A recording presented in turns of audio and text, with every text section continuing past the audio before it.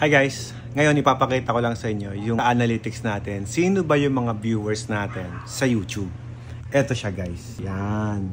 So makikita niyo yung analytics natin. Yung 13 years old to 17 years old, wala tayong nanonood na bata. From 18 years old, teenager na to, 24 years old. Ito na po yung percentage ng mga nanonood sa atin. Yan, 9.6%. Dito naman, sa 25 to 36, 34 years old, 33% ay nanonood sa atin. So ito yung mga edad na nag-iisip na ng negosyo, ganyan. So, mga nagsisettle down. At syempre, sa mga 35 years old to 44 years old, ayan na siya, 26%. Laki ah. And then yung 45 to 54 years old, 19%. At sa mga senior, ayan, 55 years old to 64 years old is 8.5%. At sa 65 years old pataas, 2.8%. So wala, pinakita ko lang sa inyo, sino ba yung target audience nyo dyan?